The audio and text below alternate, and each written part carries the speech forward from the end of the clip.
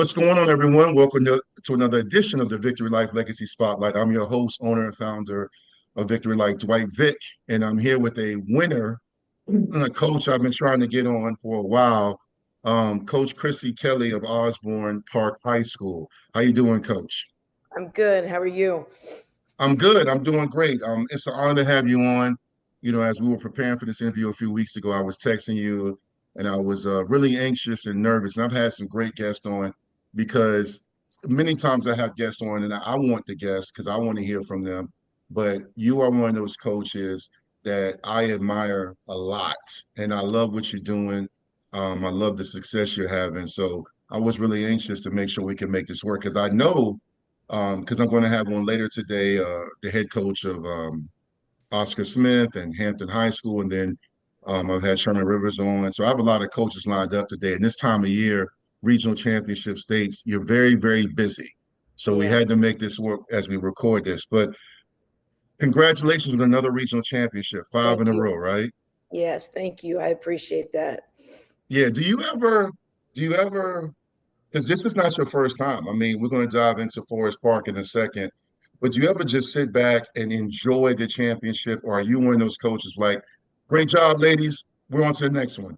Do you ever just sit back and just for like maybe an hour or half a day and say, I'm really proud of this team? Yeah, I mean, I'm proud of my teams, 100%. I want them to enjoy. I think I that's a big part of I think why anybody should coach is to see individuals come together as a collective unit and accomplish something that's bigger than themselves. So for me to watch them enjoy, yes. Is it hard for me to I don't know if it's hard, but my brain just doesn't stop that, we've got to prepare for the next one. My AD says to me, "Can you just enjoy it for an hour?" Usually when I get home, to be honest with you, the first thing I do is I get my computer and I start researching and watching videos of or watching game film of other teams just to get a gauge, just to kind of settle me down. But um, you know, it's hard. It's hard to because I don't want to not be prepared for my girls. So it's hard to just kind of to sit back and just enjoy sometimes. But I'm trying. As I get older, I'm trying to enjoy the journey a little bit better. Yeah. Well, speaking of that, you say you're getting older. Let's take it back. I always want to learn more about my guests, especially those that are in the coaching field, because a lot of us, we see the success and we see the Nova articles, Inside Nova, Washington Post. We see the kids going off to college, whether they play or they, go into study in their field. We see a lot of the success, but we don't see the early mornings, the long nights. We don't see the life lessons and the sacrifices made, and also the foundation of who you are. Hmm. You didn't wake up and become a state championship coach, regional champion. It was a grind. It was a process, and that word is used a lot, the process. Let's start back at your process. How was it like growing up, and how did you get into sports? Because I've never heard the story, and I got you on my podcast, so I want to hear about it. I grew up in Alexandria, Virginia. My dad passed away when I was young. I was in third grade, and I was raised by my mom, and I had two older brothers and an older sister. And my older brother David used me as a what to play football with, to wrestle with, to entertain himself as much as possible. And he's 6 years older than me, so I was his punching bag, and I think that pulled out a competitiveness that I think with young women, we're not. I don't want to say we're not naturally competitive, but environmentally and conditionally, I mean, let's be real. Hmm. Society doesn't raise us to be competitors. So it's kind of like when you're a competitive female, it's like, oh my gosh, she's competitive, or it's an anomaly type of scenario. And I think we're finding out that it's not rare. It's just hasn't been part of the traditional environment for young women. And so I was fortunate in the early, you know, in the 70s and 80s that my brother pulled that out of me. And then before my dad passed away, his best friends and him and my brothers, we would go watch the Bullets play. We would watch the Redskins play. Clearly now the Commanders. We would watch the Caps. We would go to the Orioles games. We would watch these on TV. And at the time, I didn't think it was the sports. I can't lie. It was, the pizza. It was the soft drinks. It was the stuff that any kid would want at that point in time. And then it turned into passion. And my dad went to Georgetown. He didn't play, but he went to Georgetown. And I remember being in the basement when Georgetown was beat by Michael Jordan, and my brothers crying. And I was like, well, maybe I should be crying. And then I just fell in love with Georgetown. And so I'm a huge sports fan. Football is my favorite sport. I wanted to play. Really? My mom wouldn't let me. And I remember being furious and throwing a tantrum because she wouldn't let me play football. I always wanted to know what it felt like to put on pads and a helmet and hit people. So I just, when the girls in elementary school were playing foursquare and, jump roping, I was playing pickup with the boys. And then my mom let me play basketball. My dad played basketball. And so it just became, I fell in love with it. And, when you go through difficult times, you have to find something that's going to, be your safe haven. And when I stepped between those lines, it was an escape from my reality, and times were tough.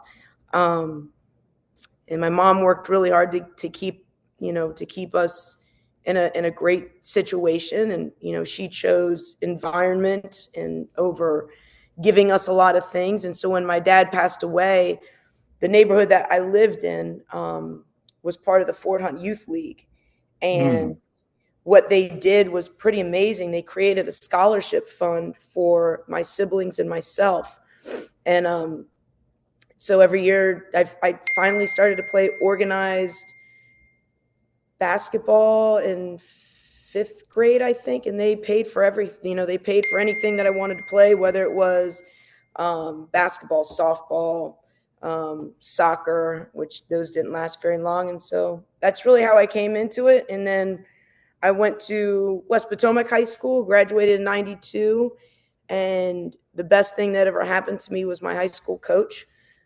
He came into my life at a time when, as a young girl, you need a mentor. You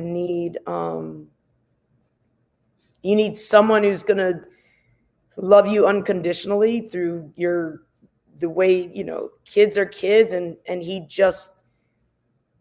was phenomenal. And because of him, I mean, I'll say it till the day that I die, because of him, I'm where I'm at.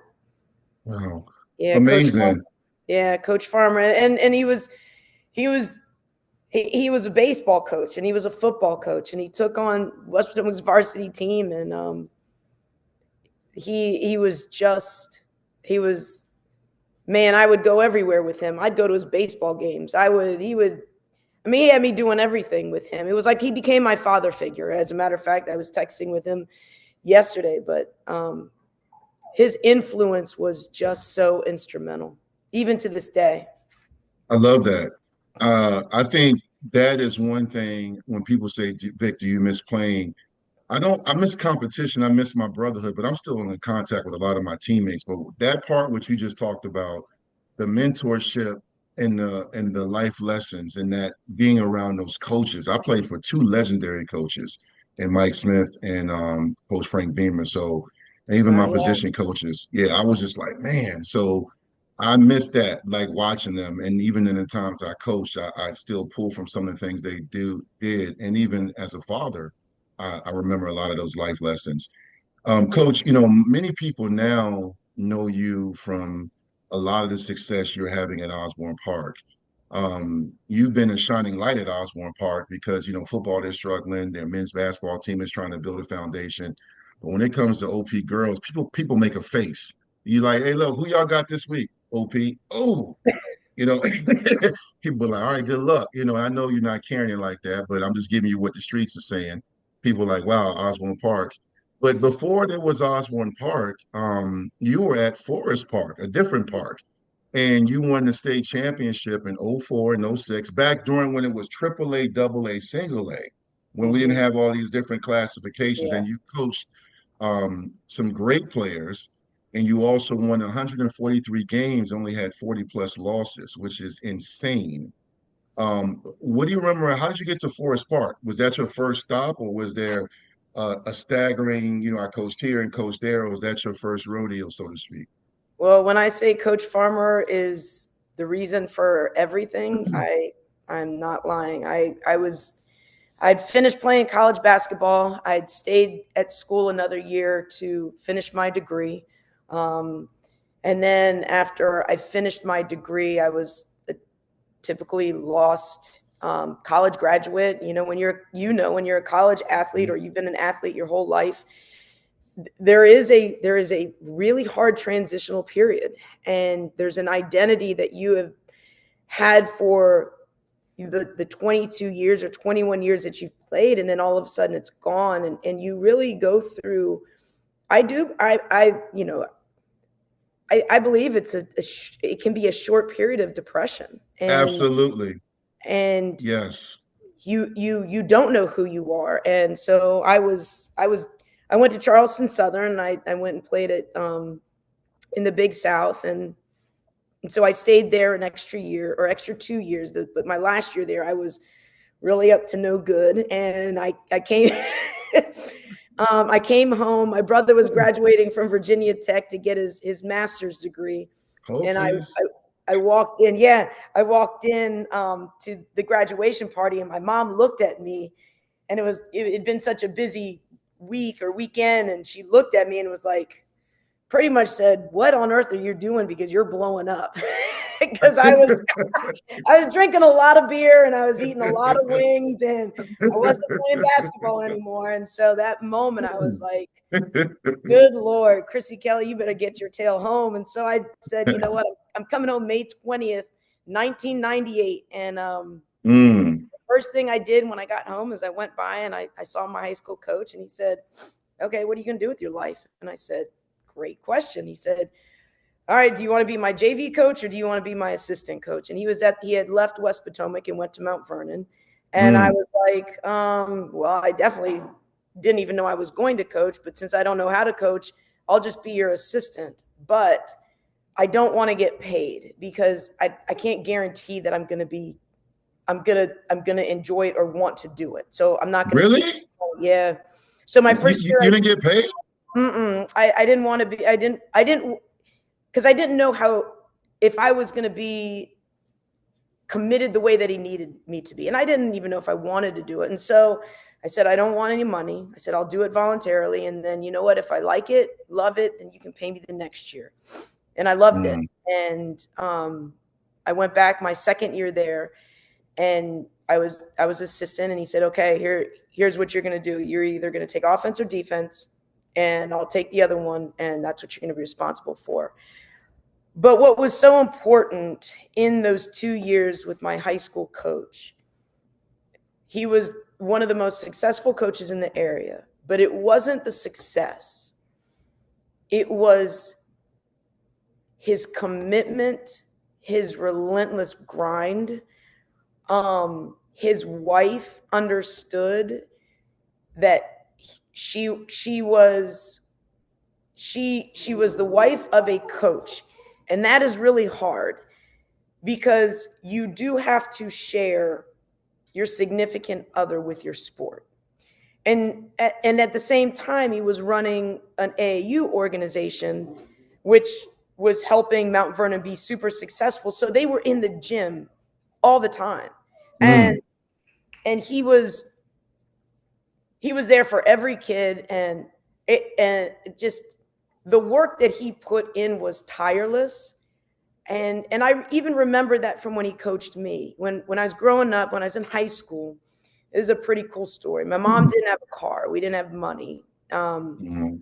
Again, she made sure environment was more important than material. So just financially couldn't afford a car, but we were in a solid neighborhood. Um, and he would drive me home every day. And even when it came time to try out for the season, I couldn't get a physical. He would take me to get my physicals. I mean, he was just like it. Wow. And my sophomore season, I had moved into a starting role. My freshman season, I was terrible. I sat the bench and watched. And I hated it because I thought I was good. I thought I was good, and then I found out real quick you're not. And I was having a really good sophomore season, and he was driving me home, and he's like, "Why isn't your mom coming to games?" And I said, "Well, we don't have a car, and I haven't really told her anything."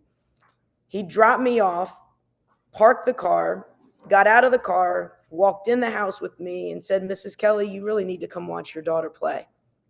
Wow. And that's how she Man. started coming to my games. And so after my 2 years at Mount Vernon, there were some individuals in the building, Mr. and Mrs. Brent. I owe them a lot too for recognizing or thinking that I had potential to coach. And that's the year Forest Park was opening up. And so they referred me to Don Brown. And Don Brown, I don't know if he reached out to me or if I can't remember the whole thing, but he might have asked for my resume, which I really didn't have one because I'd only been an assistant. And Yeah. I remember going out. My sister, unfortunately, my sister right now is terminally ill, but she was also extremely instrumental in my coaching as well. So I was out visiting her in California, and I was telling her that, yeah, they want me to apply for this head coaching position, but I don't even know why. I have no experience. I wouldn't know what I'm doing. And I got an email or a text. I don't even remember what it was back then. Maybe a phone call. I can't even remember. But it was Don Brown offering me an interview or something along those lines. I have a terrible memory, and I almost didn't take it. I was like, I'm not doing this. And my sister was like, Chrissy, just at least try, get interview experience. If it's something you don't feel like you're ready to do, don't do, but at least get the experience of being in an interview process. So if you are ever ready, then you'll be ready. And I went in and had an interview, and Forest Park took their chance. I had no idea I was going to be doing this. It's amazing. And here I am. You weren't even trying to get paid, Yeah. and then you end up at Forest Park and Yeah. win 143 games. I believe now my memory is going to be tested. You coached a legendary player. What is it, Monica? Mm-hmm. Monica, what's her last name? She went on Monica Wright. Yep. Monica Wright. She was just named the GM for Toronto, the women's expansion team. Yeah. But I've had some, and this is the thing about sports that I struggle with. Like I really struggle with. There are so many legendary, in my mind, they are legendary players. And in the world of sports, it's part of the whole, it's just part of it. And I've been on both sides. I've been the highlighted, and I've been the one who sits back and watches the highlighted. But what people don't understand is that Forest Park team that was so dominant. And I believe they go down as one of my 04 team was unbelievable. Speak on it. I saw him. No, go ahead. Give them their flowers because I'm sorry. I know you're on the same platforms, but you don't really comment on all this stuff. But you got so many Facebook groups now, and they'll do the rankings. And I'm sure you heard of Jay Golson, who's on Facebook that has the Prince William County page, and it's a lot of debate. And when they talk about legendary teams, your team, that 04 team, can you speak on it? Because they come to mind for me. I remember I was about 4 years and living in this area. I just moved up here in 2000, 2001, 2000. And I remember seeing them. And I was like, I'm from the 757 where sports is huge, especially with Princess Anne down there. And I saw your team. I said, what in the world? Mm-hmm. I text my people. I said, you got it. What do you remember about that team? That was a legendary team. Oh my gosh. That team started with me. We grew up together. And let me tell you, when I say I had no idea what I was doing, I had no idea what I was doing. But I tell you what I did know. was that we were not going to lose. And I don't know how that was going to happen, but they were the toughest. And not everybody stayed with, the first from 2000 to 2004. Not everybody stayed. Some people moved on or didn't play, but there were 6 of them that were unbelievable. And they are the ones who laid the foundation for the program. Keisha Valentine, Keonta Johnson, Whitney French, Amanda Bates, Brennan Richards, and DeCarol Davis. Those 6 laid this incredible foundation. And then the next year came Courtney Portell and Carolyn Scott. And what was so Keisha Gibbs, Passionate Gibbs was, there's so many that were so instrumental, but what they did was they endured me. And I know that sounds funny, but they endured me. They endured somebody who didn't know what they were doing, but was relentless on raising a standard that I didn't even know what that standard was, but we were gonna go. And where I got really lucky is I saw I had known him from afar in high school. He played at Mount Vernon. And when I'd gotten the job at Forest Park, I went and watched an older men's league play with the Brents, who had, helped me get to Forest Park. His name's Brian Coleman. And when Brian Coleman became my assistant, it was like everything changed, because he was so good at being my right-hand person. Like he wasn't even my assistant coach. He was just the other coach. But again, it's that same scenario where you're only going to highlight one, which I understand that, but it's so important that when I have a platform and opportunity, I've got to talk about them, because without them, there is no Monica Wright. There is no Ashley Braxton. There is no Danny Jackson. There is no state championships. Like, the people who will never get the acknowledgement need to be acknowledged by the ones who have the opportunity to acknowledge them. And those young women would run through the wall for me, and I would run through the wall for them. And I developed a great relationship with them. We spent all our time together. I mean, I really grew up with them. And I think that was the winning, the success is a byproduct of what we had developed as a family at Forest Park. And then, man, we got after it. We were just young, dumb, and literally, we were young and dumb, and just having a great time. Sometimes I'll watch that team. I remember, and it's so funny. My kids always joke me, "How do you remember all these teams and players and games?" I said, because sports gives me peace. I love competition. I went to the game the other night by myself. Watched Patriot beat Colonial. I just went just because I wanted to go. And I was checking your scores, but that was over by the second quarter. But what did you guys did that season? I'm gonna say this respectfully. It looked like y'all took games personal. You played with an edge that year in '04. Y'all played with an edge. Was it personal?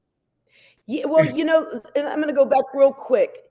What made that group special was when Monica and Ashley came into the program. I had no idea who they were. I just found out they were coming to Forest Park, because I came from Northern Virginia. We didn't have specialty schools.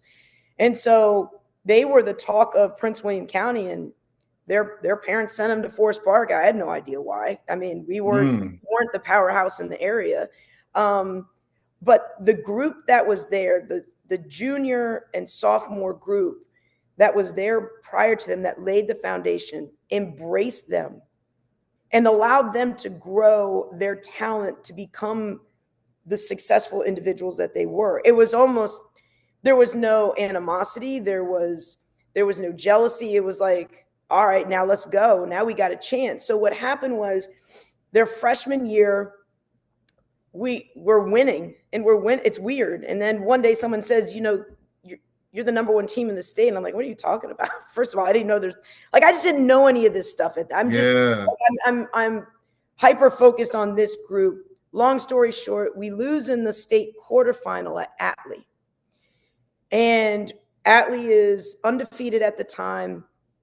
I made a huge mistake. My high school coach, he said, I'm going down to watch Atlee play. Do you want to go? And I'm like, no, I'm good.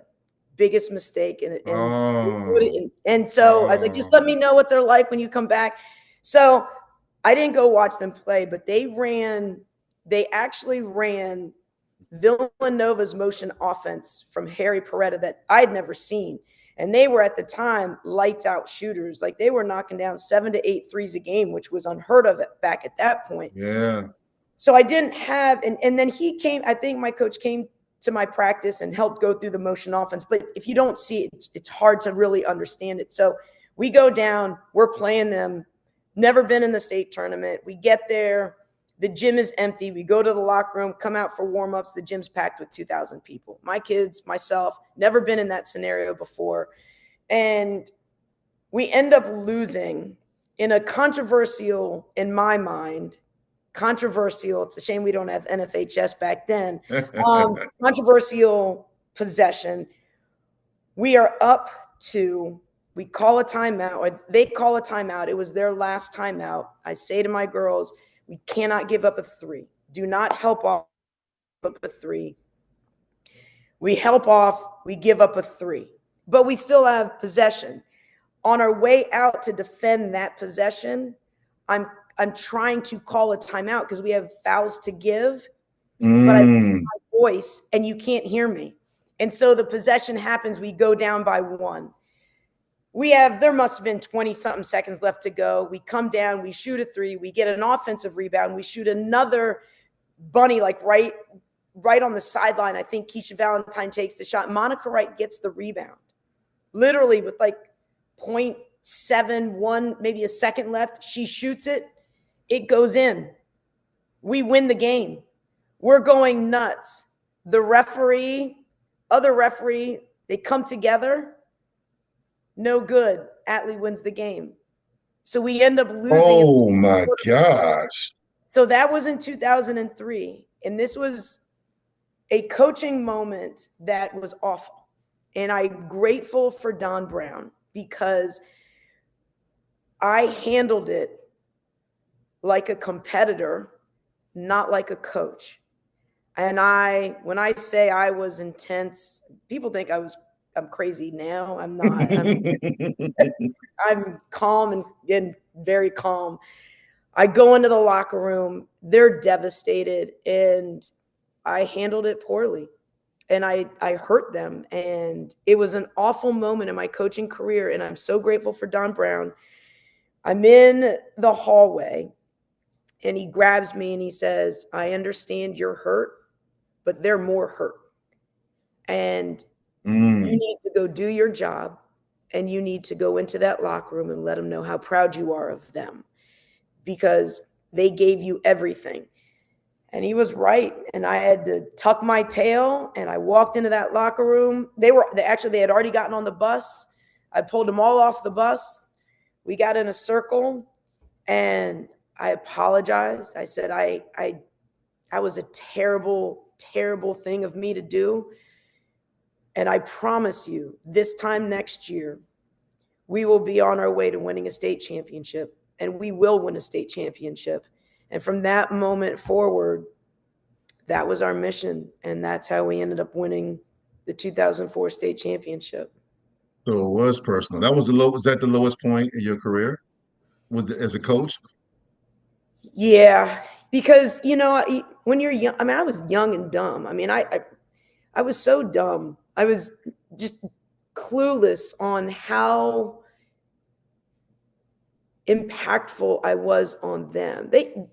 They care, we all, like, I was upset not because we just lost the game. I was upset that I failed my kids, but I at 29 years old or 28 years old at the time, I didn't understand that, and so I took my frustrations out in the worst possible moment. And, you have to grow in those moments because there's never a game that kids show up and are like, you know what, let me just let me just do terrible so we can lose, especially in a state quarterfinal. Let me see if we can get under Coach Kelly's skin. It's just not how Yeah. it works, right?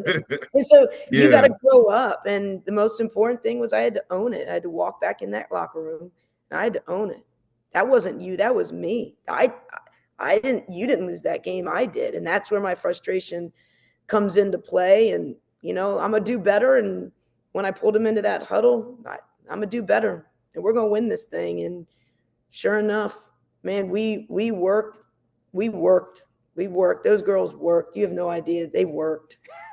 No, it showed in '04 because it looked like that's why I said. And I asked you that question. I've been meaning to ask you that question when we started reflecting about Forest Park because I was still new to Northern Virginia. I was maybe had been up here 3 or 4 years living, and I saw that team, and they took me right back to you and I are the same age, around the same age, the Keisha Fret days when Phoebus Yeah, was winning. yeah, yeah. When Phoebus, I remember I played basketball too in high school. I even played a few years for Boo Williams, and I remember our girls were playing Phoebus before Hampton High girls got real good when they were coached by David Six. But before David Six took over, um, I remember coming in. This is when they used to do double headers, and Phoebus was beating our girls 81-4.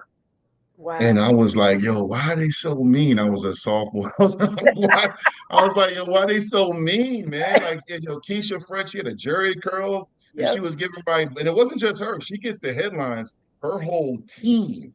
And Yeah, they she went just, to Georgia. She was yeah. unbelievable. Yeah. And it Yeah. was personal when I saw them play. So fast forward, I'm living up here, still learning Northern Virginia, working in Fairfax and Prince William, and I don't have any kids yet. I think my wife might have been pregnant, and I remember going to games and watching y'all play. I said, Jesus Christ, like what in the world? I said it was personal. But let's talk about your current program because OP girls have won the district 8 or 9 times in a row.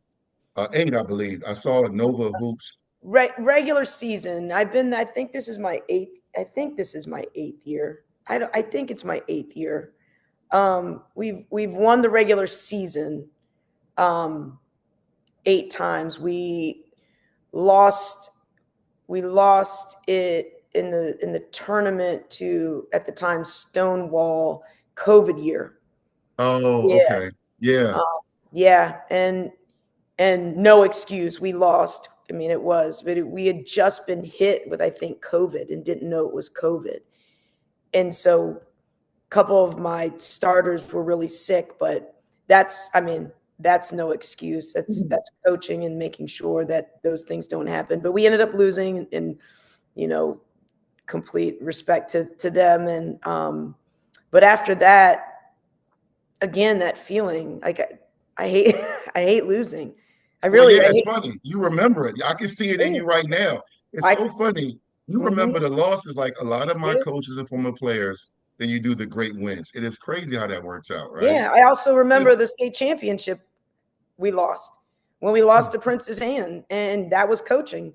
And yeah, I was just talking about it the other day to my point guards, and composure is a really important thing, and Mm. it's a real relevant characteristic of success is composure, because whatever game you're playing is filled with highs and lows, and you can't get too high, you can't get too low. And my second year at Forest Park, we were in the state championship, and I lost my composure. We were up 15 with 10 minutes left to go, and Coach Kelly didn't do her job, and that that drove me that whole off season to get back in 2006. And my after '04 we graduated 6, after '05 we graduated 5, and then in '06 we brought in a freshman class of, I think, 6. And so I was like, well, how do you win with 6 new freshmen?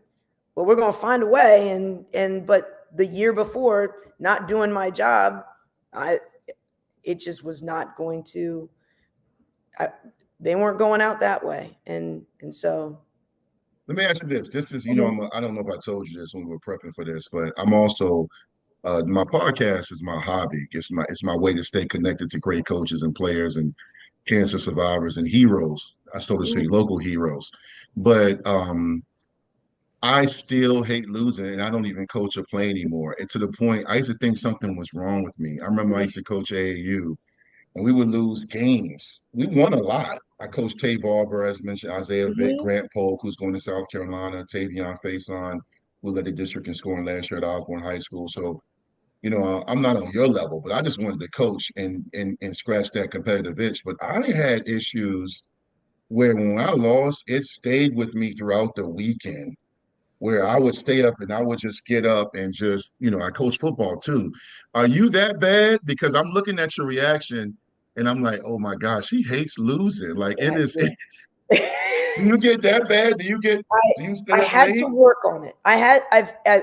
It's a lot of growth because when you stay in that emotion, there's nothing that comes from it. Mm-hmm. It becomes a distractor. It becomes an obstacle. You have to, in my opinion, I have to use it as an opportunity to grow, to reflect, um, and understand that as much as I hate it, it is part of any type of sport. And so I think that's been my biggest growth process over the years is not learning how to lose, but understanding the relevance of losing when it happens. I mean, I'm still the competitor, like as a person. Like I Mm-hmm. love cornhole, and I want to whip your. I don't care what it, Connect Four, Uno, like the things where I don't have to run anymore. Listen, I'm gonna come at you. It just we were. It was funny. We were in when we were at Phoenix. We played Family Feud, and Mm-hmm. split we split the team, and we had some players and coaches and then players, and we were playing with the whole restaurant, and we got to the rapid round, Uh-huh. and we were like ninth, and we crushed it, and we freaking lost it in the restaurant. But my coaches are stupid competitors like that. Also, you would have thought we had just won Nike Tournament of Champions right there in the restaurant. But that's just kind of that's and so I think it comes out in my coaching. But again, you know, when we lost to Ridgeline and Phoenix, um, 20 years ago, I would have lost my stuff. When we Mm-hmm. lost to Princess Anne 20 years ago, I would have lost my stuff. But Mm-hmm. it's understanding, I got to listen to my own advice. The 22 to 23 games that you play in a season are to prepare to make a run. So Mm. you get to Yes. learn in the ups and downs how to make sure you're peaking at a time when it's most necessary. No And doubt. so, but yeah, I hate losing. I do. And I think it's what, that I don't know if it's fear. I don't know what it is, but it drives me. It definitely drives me. I know it, unfortunately, I know it's a part of it. I experience it. I've since Forest Park, we've been to the state championship twice and we've lost. We went to the semis last year and lost, and the quarters before that and lost. So I understand it is part of it. And the hardest part is seeing the devastation on your kids because Yeah. they work, and all kids work really hard. But when they're your kids, you understand how hard they've worked. Hey, listen, you're 100% right, Coach Kelly. I still remember last year at VCU, 2 years in a row, watching Isaiah and Sherman and those guys lose to Hayfield, a great coach in Los and his program. And then the following year, a team they had beaten earlier in South Lakes, treated them pretty well in a rematch. They played their worst game of the season. And it was heartbreaking because you sit there and you see all the great moments, and then you get to that big stage and it's packed and they lose. And it sits with you, man, like a virus, like a bad stomach ache. I mean, it's just you sit there. But the competitor in me still respects the other team. Yeah, I know what you're talking about. And even as yeah. a player, going back into the '90s, I lost to the state championship game to Garfield, ironically. Hmm. And I was a freshman. I was on varsity, and we never got back. We kept getting there, and getting almost there. We had great teams, but something would always happen. But at the same time, speaking of that one championship loss, you coached a young lady who I know personally. Her mom is my realtor, and her daughter is a beast, Lemansky. Um, Oh, yeah, yeah. the shooter. Yeah, she was. Yeah. Yeah. Yeah, I watched that game. My wife and I, we were watching to Yeah. support you. We're Prince William people, and they were also watching her and your team, and that was a tough loss. Yeah. So when you talk about that now, you guys, your team is the favorite. I'm not going to mix words. A lot of people have you as a favorite, your program, but you have to go out and play the games. The state quarterfinals start this coming week. This is a Mhm. familiar time for you and your program. OP's been knocking at their door, um, and you guys have been there. Now, talk about this season and what have y'all learned so far? Because you've traveled, you played the Manchesters, you played the other contenders. How's your team looking right now? And how do you feel about this going into the state tournament? It's funny you say the favorite. The favorite means it really means I know, nothing. I Um, know, I know. like Kansas City was a favorite too. Yep. So, um, and I always say this, and I'll continue to say it. We're not the Hmm. favorite, simply due to the fact that the state champion is still playing, and Manchester is the state champion until somebody makes them not the state champion. Mm. And it's kind of like when Madison lost their big graduating class, gets back to the state championship, and we had just scrimmaged them. And I told Kirsten, she was, we were having this conversation before we scrimmaged, and I said, "You're the state champion until somebody knocks you off." And nobody knocked them off. And they won four Mm. in a row because 4 in a that's row. how it works. That experience is invaluable. They know what it takes. They know the process. Um, they know that feel of being at VCU, and it's like a drug. You want to get back. Like you're pursuing Mm. the same thing over, and you can't explain it until you win it. And I say that to my girls all the time. I can't explain to you how awesome it feels. You win a district championship, it feels great. You win a regional championship, it feels great. You win a state championship, it's like watching it on TV. So they understand what's at risk. So to me, they are the favorite because they are the champions. And, I think everybody else, the other 7 teams that are in it, are the hunters. And we're all hunting for that opportunity that they got to experience last year. And so it's just a reminder. It's a reminder that we still have a lot of work to do. We've got one practice and one game at a time, and nothing's guaranteed. And that's really the key. And I think it's addressing.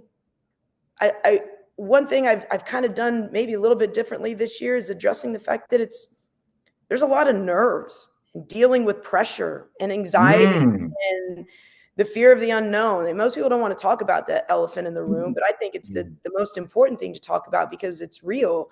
And there is a vulnerability in sports. There's a vulnerability to possibly losing. And so all the games that we played and, the success that we've had, there's pressure, but there's another day. There's pressure, there's more practices. There's pressure, and you get to play at home. And it's not in a setting where you lose and you're done. So it for everybody, it's the same for everybody right now. I'm not going to say except for Manchester, but they have a different experience than everybody else. So we know what it's like to get to the state semifinals. We just don't know what it's like to get to a state championship.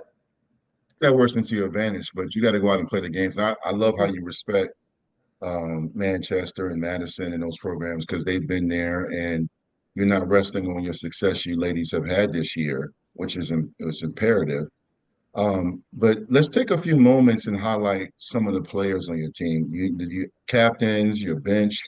because all those different parts go into making your team run. I mean, certain players get the headlines when it comes to media coverage, but you played, you've coached a long time, so you understand the roles each player has. Just talk about your players this year. I mean, you won the regional. I saw the other night. You beat some really good teams this year, and I know the score may look easy, but you and I both know it's the behind the scenes, the workouts, the sacrifices, the watching film, the lifting, the conditioning, the coaching, the feedback, you learning, them learning. What have y'all learned so far? Who are some of the players that you want to highlight right now? Honestly, all of them. They really are a they're they're a really hard working group of girls, and I think I've always had hard working groups. I think this is one of my most talented hard working groups, and I think that is something that is very it's very I don't know what the word is. It's not the norm. When you have talent, it doesn't mean they work hard, because when talent knows talent, right? They Yeah. know they know when they're good. And so when you have you have a group of really talented kids, they can easily go through the motions. But they're so bought into, and if they're not, they're fooling me. I can tell you that much. But they do everything that I ask them to do, or that we ask them to do. And I'm telling you, we throw everything. We went and worked out with Marines at Quantico this year with a What? Wow. yeah, with a female staff. Man. And then we Ooh. did another Marine workout at OP with our JROTC Master Sergeant Scott. Um, Mm. like I was like, we're gonna put them through every mental toughness thing we can. I mean, we have run. And nothing phases them. It's just like, okay, another day. And I think that's the part that when all you know is your kids, you don't know if they're working as hard as anybody else. But in our minds was like, we got to make sure they're working harder than everybody else. But this will give you an understanding of this group. My old assistant coach, Brian Coleman, who we won state championships together, asked if he could come by my practice about 2 weekends ago. And he's been out of coaching for years. And he's got kids now and he's coaching them. And he's a principal at Jenny Dean. But we'll always remember our time together. And so he's like, can I come by your practice? I said, yeah, sure, come on through. And he came through. And when it was over, he was like, wow. He's like, I haven't wanted to coach in years, but this makes me want to coach again. And so the funny thing is, he was like, can I just talk to your kids before one of the games? Because like I'm telling you, he was really excited about it. And That's when you're great. with your kids all the time, you're like, okay, you don't get the perspective that other people do. So he addressed my kids and he was like, listen, when I came in and watched you all work on your defense, he was like, wow. And then he was like, and then the white team stepped on. So then the starters came on. He's like, I was watching the second rotation of kids defend. And then he watched. So it's like you can't, the work ethic is across the board the same. And that is a testament to them, not our coaching staff, to them, because they are the ones who ultimately have to make the decision that our standard is going to be our standard, not Coach Kelly's standard. If I don't know if Absolutely. that makes any No, it sense. makes a lot of sense. It does. And shout out to him for doing that. I always love when people, even if they're done coaching, pour into the current players, the new generation, because it's a village. And speaking of that village, one coach that always says that is a guy you coached with and took over for at OP, who had a great run in 10 years and success, is Coach Cliff Gorham. Mm-hmm. Coach Cliff is a friend of mine. His son Jeremiah is a baller. Just Mm-hmm. congratulations to him. Just won the Mm-hmm. state championship with Highland and those guys, Julian Rivera and Nate Ament. I love Coach Cliff. He trained my son, and he had wrote a book. I talked to him a lot. Pick his brain when I'm you figuring out the stuff with my son, and just talking sports and life. And Coach Cliff, just talk about him because he was there 10 seasons. They had some great seasons too. Um, Yeah. how was it, working with him? Do you still talk to him? Yeah. Um, Well, I mean, funny thing is, I'm not going to go into detail. I was at South County for 3 years, and I was at South County for 3 years, and sometimes you aren't the right fit for programs. And at mm, that time, it was like oil and water, great kids. I just wasn't the right fit for South County. So I applied for the Patriot position. I don't know if you know. what? Yeah. The Patriot. Breaking news. I Yeah, I did. Wait a applied minute. So you applied for Patriot to open Patriot. and Sherman came a year or so later? Yeah, I didn't get the Oh, Patriot position. that would have been crazy. You didn't get it? No, Oh, I didn't mm. get the Patriot position, but that's another story. Okay. Well, part two coming up. And so then my old JV coach was at now the Battlefield coach. And so I joined his staff, and I brought Ashley Braxton, who played for me at Forest Park, and then Missy Ransdale, who played for me at South County. And we went to Battlefield, and that's another story, but they got rid of me at Battlefield. Oh. Yeah. They actually sent, yes, they got rid of me at Battlefield. That's You can another speak on story. you can speak on this is my show. I'm not sponsored by Prince William. This is my So brand, my business. You can tell we're not getting sanctioned. You need to tell this story. Because I didn't even so know about Battlefield or yeah, Patriot. the Wow. the Patriot position. I Yeah, that's a they just felt I wasn't the I guess a good enough candidate. I'm not really sure, but I Mm. mean, I'm thankful. The irony in it. Thank Yeah. you for not hiring me, because then I wouldn't be sitting where I'm at right now. And thank you to Battlefield for getting rid of me. And their AD actually sent an email out to the parents that their children. I wish I still had that email, that I was pretty much not good for their kids. And those parents even went to the school board, and the school board didn't overturn it. And it was a really hard moment. It was a real low point, because it really made me question who I was. And anybody who knows me, that really knows me, and I'm not talking any people who are sitting up in the stands judging me or seeing how hard I coach my kids, because they don't see the side of how hard I love my kids. Yep. Um, that really, I walked away from coaching, and it's really kind of how I hold on 1 second. That's really how It's I okay. reconnected, or actually connected with Cliff, because I'd gotten out of coaching and started training. Yeah. And I had never trained before. So I just kind of I got into that developmental side of it, which was fantastic. So everything that's happened, I'm so grateful for. In the moment, it was excruciating, but it's made me who I am. And then How long were you at Cliff, Battlefield? I was at Battlefield. Do you remember when Battlefield started to take off? Misha Jones. Misha Jones, yeah, yeah. Yeah. So if you recall, Battlefield had just gotten to the district tournament for the very first time. That's when I got to Battlefield. Yeah, okay. And I don't then, even remember that though. I remember them starting to get good. yeah, and I don't remember. that's kind of where the foundation was laid. And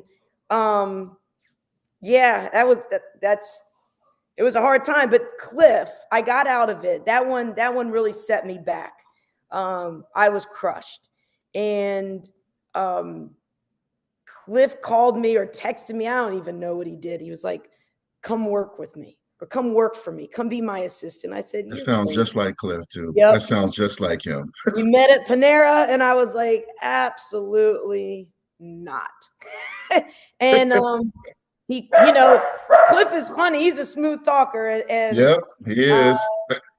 he convinced me, and it was one of the best things I've ever done because he's such a great guy, and here we are. If he had never convinced me, then I would have never been at OP. Keith Lane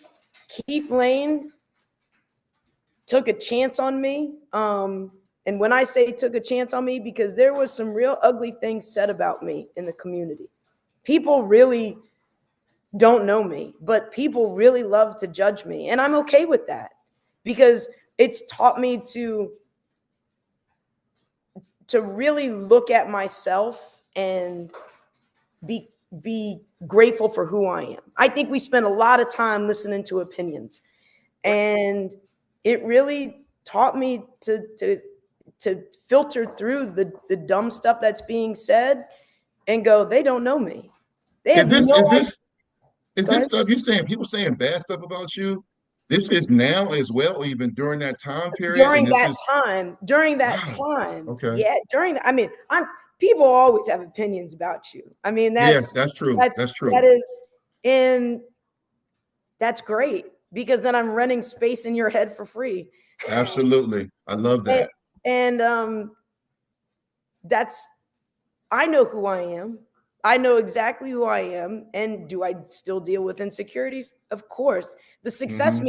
means doesn't change if people are become invincible to those insecurities. But I've worked really, really hard to not let people who don't know me deter me. No Um, doubt. and Cliff was a big part of that. He gave me I love coaching. I thought I loved training, but I love coaching. I walked away from training and the money that comes with training so I could coach. And, Cliff is a big reason for that. And then,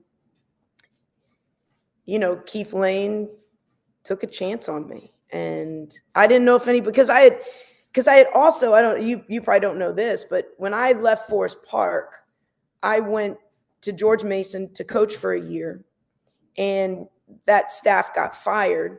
I did see that. Yeah, And I did. then the Forest Park boys position opened up, and I applied for it, and I didn't get it. And then I went What? to South County, and I coached there for 3 years. And then the boys position opened up, and I applied for that also, and I didn't get it. And I think we all know why, and it is what it is. But again, those are those moments that are just devastating to you, but they're happening in real time for you to get to where you are right now. Is that sexism? Because I had Shonda Bailey on my podcast twice. I grew up with her. She's a year behind me. She's the head females basketball coach at Hampton High School. And she does not hold back when she talks to me on the phone or when she jumps on my pod about sexism and not so much racism, but sexism about being a woman coach and having that alpha personality and coaching like Don Staley and the hate and the passive aggressiveness. Is that what you have faced over the years? I think in the two boys positions that I've applied for, they didn't send me a letter that says can't hire you because you're a female. Of course not. No. but I mean, if we're going resume for resume to the people that I lost to, I mean, if qualifications are a part of the hiring process, and then people who had watched you work in those two scenarios and then make the decision not to hire you, I would like to think there has to be something. I don't know. I don't know. Yeah, I would say. I think it's a hard. It's in their minds. It's a big risk to take, right? Because you're a female, and females jumping from the female side to the male side is not the norm. But any male can jump to the female side, and it's like it's normal. So I you're never gonna know the truth because they don't have the ability to give you the truth because they don't have, in my mind, the courage. Just tell me. Don't tell Yeah. me because I'm not good enough, because I know I'm good enough. Mm-hmm. And trust me, I'm the furthest from arrogant, but I've worked my ass off to get to this point. So Absolutely. and I'm not brilliant in X's and O's, but I work my ass off and Mm-hmm. I work really hard for these kids.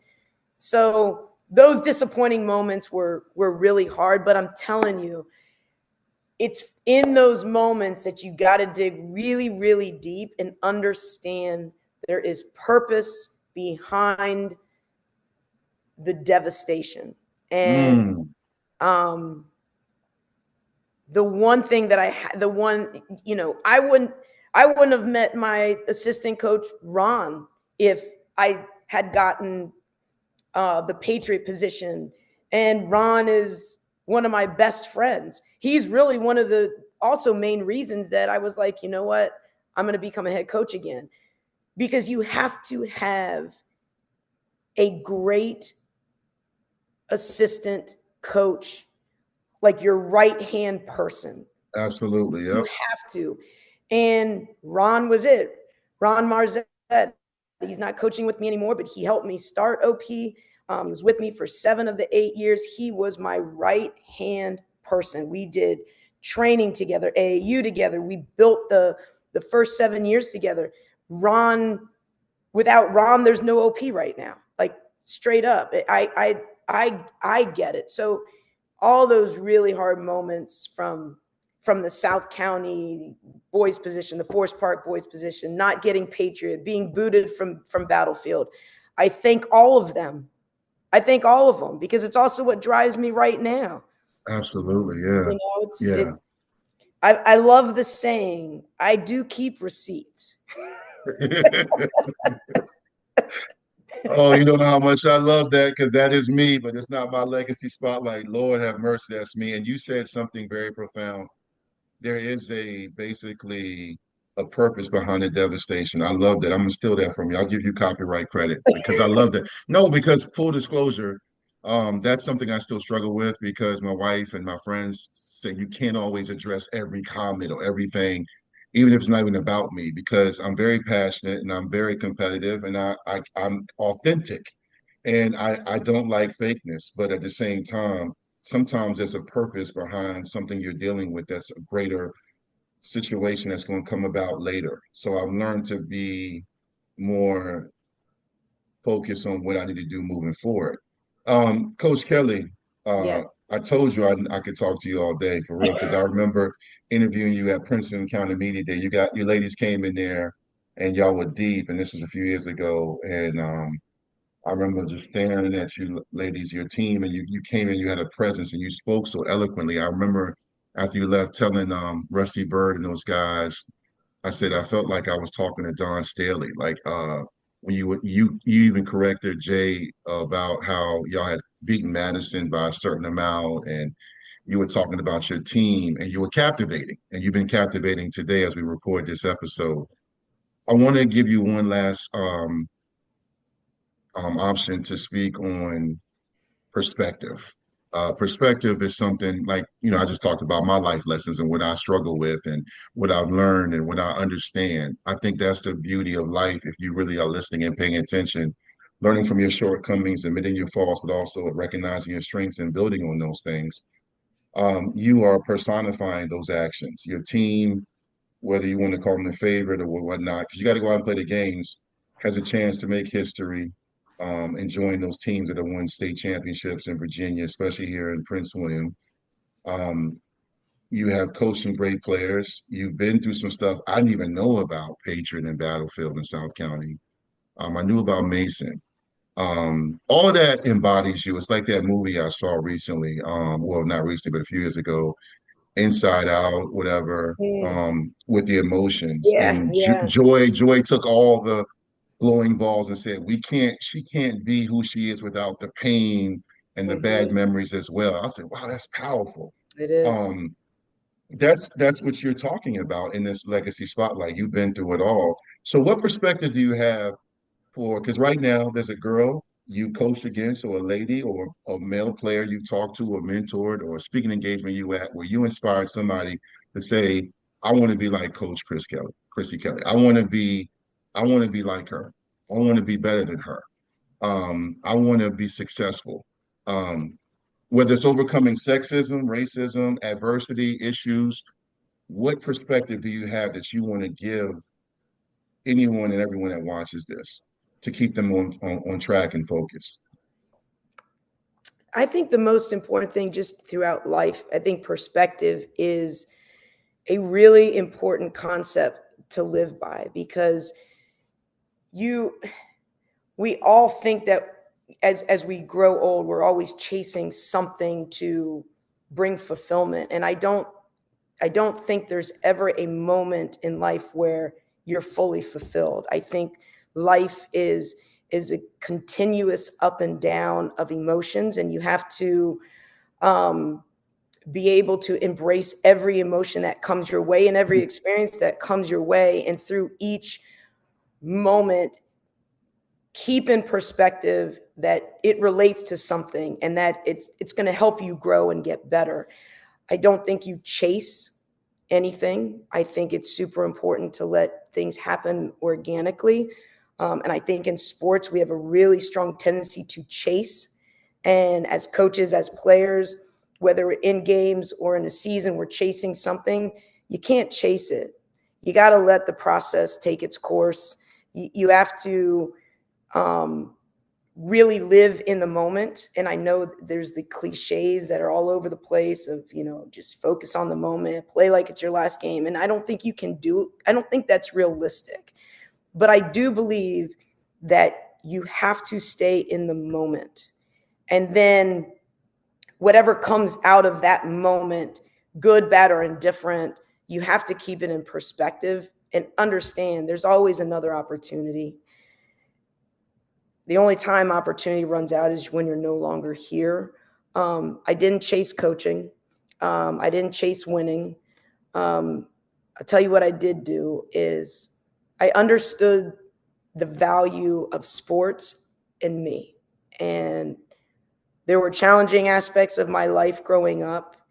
And when I got into high school and Coach Farmer came into my life, he changed my life. And then basketball opened up so many opportunities for me. And that is really important. So every day I'm not trying to win state championships as my primary goal. It's hopefully a byproduct of the fact that I owe these kids that opportunity. If you're going to play for me, I'm going to do everything in my power to get you to become the absolute best with the opportunity to put a trophy above your head. If it doesn't happen, that's okay. But you're going to learn that when you put it into perspective, every layer of life is about a team, it's about competition, it's about success, it's about failure, and how you respond to each one of those moments is critical to your ongoing growth until the day you can no longer grow. And I think that's super important. When I'm with my girls, I do keep that in perspective.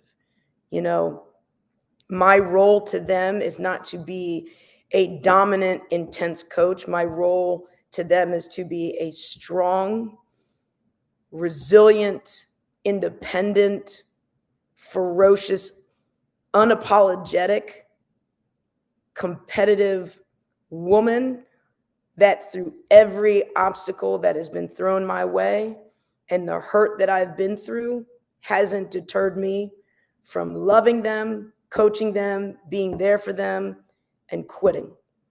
Because there are a lot of moments in time where you want to just say, screw it, because you feel like the world is against you. But that's when you make that your superpower, so they can see you in your most vulnerable moments. That shows how strong you really are when you're in those vulnerable moments. Wow. I'm so glad I got this on tape. I love it. I got so many reels and clips from this interview, but most importantly, I got a lot of jewels and gems. So I appreciate you, Coach Kelly, jumping on again. I know you have a lot you're doing and involved in, but I know when I run this here the next day, people are going to appreciate this. And I also want to thank you for what you're doing for the community. I know coaching many times, you're not paid your worth. I know you're not doing it. You even coach 1 year for free. But the impact you're having on the ladies in Osbourn Park and the alumni, the community, Prince William and Northern Virginia is great. And I'm out here in these streets because I work in I'm community-based programs. So I talk to people, I pay attention. I hear great things about you. I'm not going to call the people haters. I just think that comes with success. You got to deal with people that create narratives about you. But the narrative I'm going to run with is you're leaving a great legacy, which is what Vicktory Life is all about. And again, I want to wish you good luck. You and your team. States start what, Tuesday night for you? Yeah. Who do y'all play? We got Glen Allen. Tough component. Yeah. Okay. All right. Out of the 804, right? Yeah. Very good. Very good team. And it's at where's it at? That OP. That OP at 6. Yeah. 6 o'clock. Okay. Well, good luck to you, ladies. I appreciate it. And everybody supporting, whether you support Osbourn Park or the Vicktory Life movement. We appreciate you. Continue to subscribe. Our subscriptions going up. We're plus 2,000. This thing is really blowing up. So yeah, thank you. Awesome. But thank you to people like you. We've had a lot of great guests, and like I say every episode, please subscribe to our channel to see other great interviews like this. And no matter where you go, no matter what you do, make sure you have a positive impact. You leave a great legacy. I'm Dwight Vick on behalf of Osbourn Park and Coach Kelly. We thank you for watching. Appreciate you, Coach. Thank you. Take care.